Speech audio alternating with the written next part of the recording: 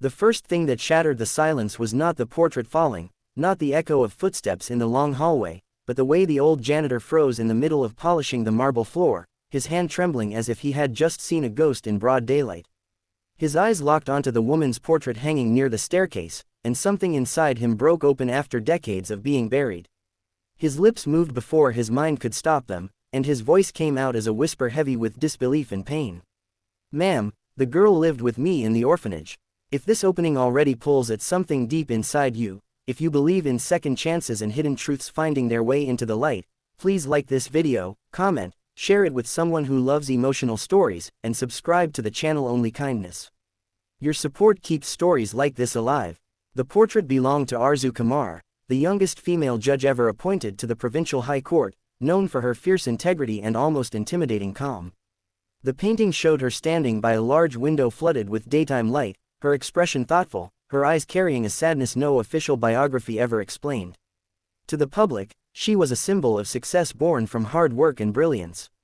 To the janitor standing below that portrait, she was a frightened little girl with scraped knees, braided hair tied with mismatched ribbons, and eyes that constantly searched for safety in a world that had none to offer her.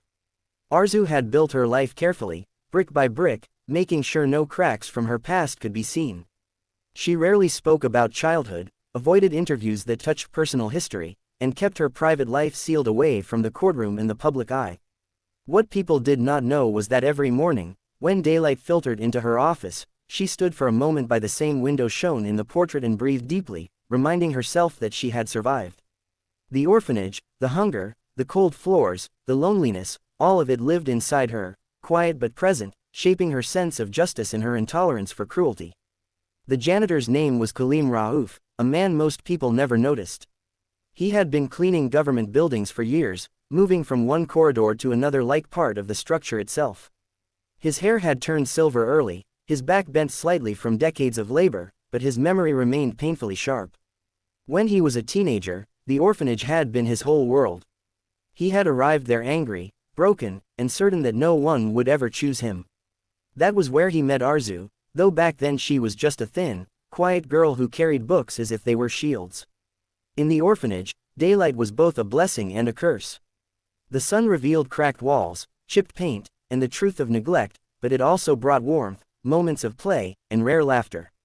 Kaleem remembered how Arzu used to sit near the window in the common room during the day, reading aloud to younger children because it made them feel less afraid. She was older than most of them but younger than him, already carrying a seriousness beyond her years. Even then, she had a way of listening that made people feel seen. Life separated them without ceremony. Kaleem aged out of the orphanage and drifted into low-paying jobs, while Arzu was adopted by a distant relative who recognized her intelligence and gave her access to education. They never said goodbye, never promised to meet again. Time swallowed the connection whole, or so Kaleem believed. Yet standing in that government building decades later, staring at her portrait in full daylight, he felt as if the years had folded in on themselves. The whisper did not go unheard. A court clerk passing by slowed, curiosity sparked, and soon word traveled upward in the building like electricity. When Arzu was informed that the janitor had reacted strangely to her portrait, she felt a ripple of unease. She had spent her life outrunning her past, not because she was ashamed, but because it hurt too much to reopen. Still, something about the message unsettled her, as if a door she had locked long ago was now rattling. She asked for Kaleem to be brought to her office during the afternoon, when sunlight filled the room and softened its sharp edges. Kaleem walked in with hesitant steps, cap clutched in his hands, unsure if he had crossed an invisible line. He expected dismissal or ridicule, not the steady gaze of the woman from the portrait, now very much alive, watching him with growing recognition. Arzu studied his face, searching for something familiar. The janitor's uniform, the stooped posture, none of it matched her memories. But then she saw his eyes, the same cautious warmth, the same silent endurance. A memory surfaced of a boy who once shared his bread with her when she was too sick to eat, who stood between her and bullies even though he was punished for it. The courtroom-trained composure cracked, just slightly, as realization dawned. Kaleem spoke slowly, choosing his words with care, explaining who he was and how he recognized her. He talked about the orphanage in simple terms, about daytime chores, shared meals, and the way Arzu had always insisted on fairness even as a child. As he spoke, Arzu felt years of suppressed emotion rise like a tide. She had told herself that surviving meant moving on, but here stood a living fragment of who she once was, reminding her that survival also meant remembering. Kaleem's life after the orphanage had not been kind. Without education or guidance, he had stumbled through jobs, faced exploitation, and learned to keep his head down. Cleaning floors became his steady refuge, honest work that demanded little explanation. He never married, never built a family, believing some people were meant only to endure, not to receive. Seeing Arzu's success did not fill him with envy but with a quiet pride, as if one of their own had made it out and proved the world wrong. Arzu listened, absorbing every detail. The more he spoke, the heavier her chest felt.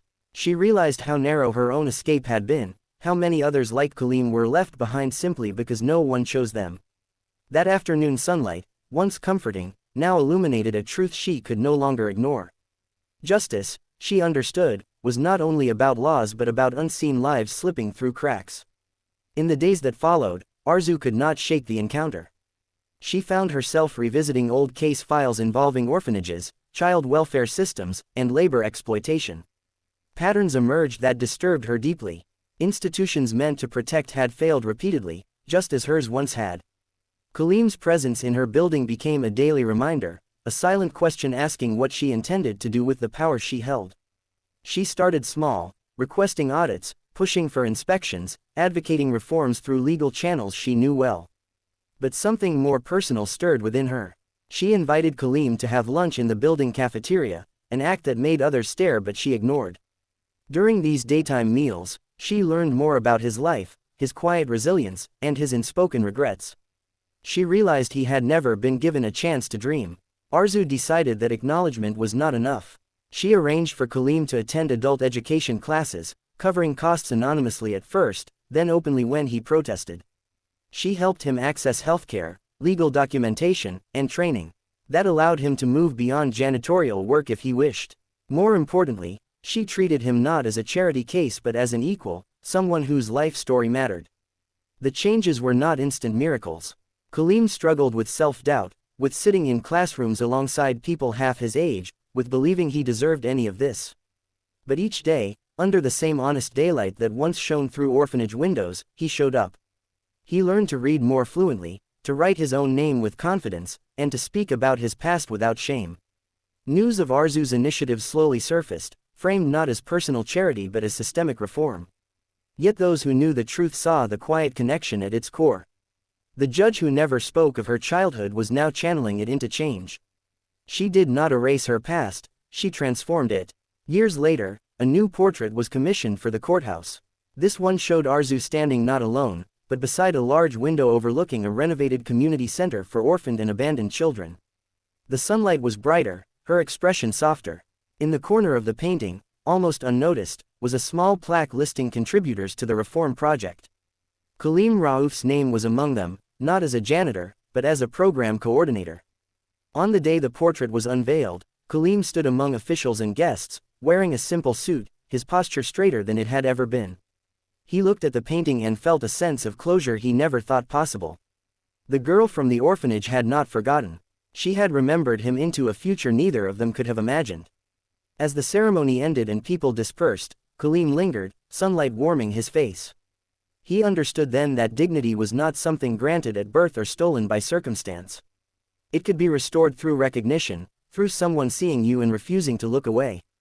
If this story has touched your heart, if it reminded you that even the smallest connections can change lives, please take a moment now to like the video, share it, and leave a heartfelt comment. Your engagement helps these stories reach others who may need hope today. And just before you go, we have one special request. Comment the word "remember" below, to honor the forgotten stories still waiting to be seen. In the end, the whisper of an old janitor became a bridge between past and present, pain and purpose. In the full light of day, a forgotten bond reshaped not only two lives, but a system that had once failed them both. And sometimes, that is how justice truly begins, not with a gavel, but with a memory finally allowed to speak.